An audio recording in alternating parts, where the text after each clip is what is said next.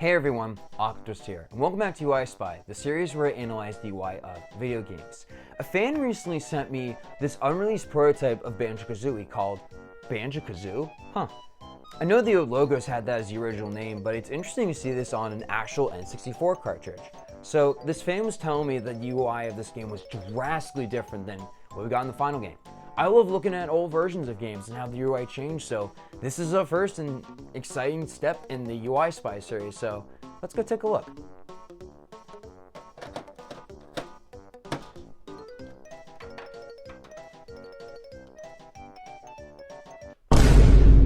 Wow. I thought the Suicide Squad UI was bad, but this is just chaos. It's cluttered beyond belief. Okay, so first thing, why are there two different HP gauges and why are they so spread apart from each other?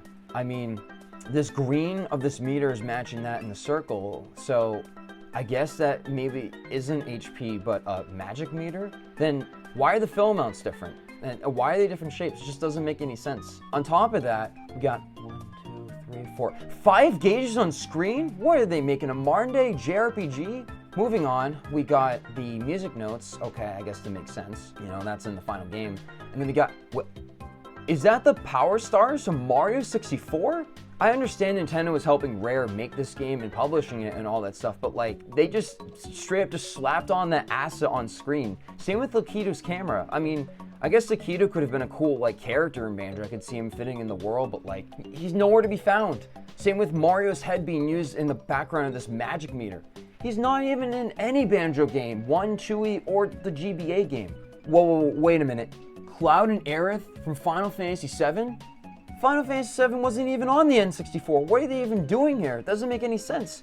And I don't see them on screen. I mean, I see Tails in the background. I see Banjo. I guess these are like party members, and Banjo and Tails are the enemies. So what are we playing then? Earthbound? And there's also character portraits from Mario Kart 64? So does that mean this is our main party and these are our backups? Then where's Mario? I mean, yeah, he's in the UI for the head, but like, he's nowhere to be found. It's like, you got a stacked cast of like Bowser, Wario, Luigi, and Yoshi, but no Mario. And underneath this like bland map is a lives counter.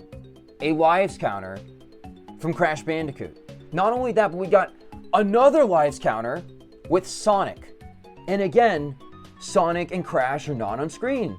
So Rare and Nintendo just straight up were just like, all right, we're gonna go into Sega's office, Naughty Dog's office, and Square Enix's office and just rip off and steal these assets and put them in this Banjo prototype in a like Sonic Adventure stage from the Dreamcast, which if Nintendo 64 tried to run this would explode on impact. Not even with the expansion pack added. It wouldn't run this. It just, information overload. There's no game on this console that could even run all this crazy UI. It's just, oh my god. So what's next? Is Rare gonna time travel in the future and add like the studs meter from Lego games, the Persona 5 battle UI? Like there's only room for like 3 more UI elements until the whole screen is just literally covered with UI. This is just a dumpster fire right here. Now the Majora's Mask items, I guess that they're assigning different actions to the controller buttons like in Persona 5. So this is ahead of its time, but it's like, in that case, why do you have 3 items assigned to 3 of these C-stick buttons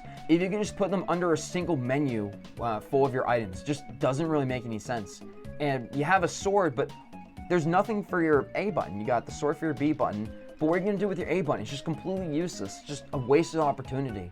And the cherry on this crap UI sundae is that we got 2 more currencies on screen other than the music notes.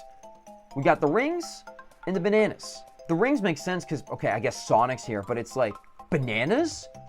Where's DK then? A DK and Banjo crossover game would have been amazing, so this is a huge wasted opportunity. I don't know what else to say about this monstrosity. This is hands down the worst UI design I've seen in any game up to this point. It's like the developers just took all these concepts and design ideas and test assets and just ran with it. And they literally stole from other games that came out around this time. It's just crazy how they got away with this. So I'm really glad the final game didn't end up like this. This game doesn't even deserve to be called Banjo Kazooie. No, not even Banjo Kazooie. It's not a prototype for that.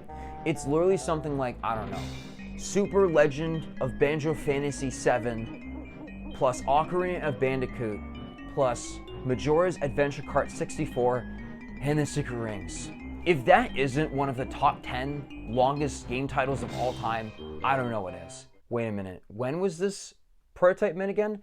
April 1st, 1997. April 1st.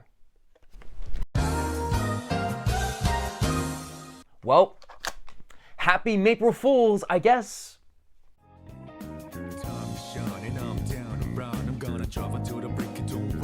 I'm on a mission, routing out whatever it is I gotta do. Routing out until the day I meet you.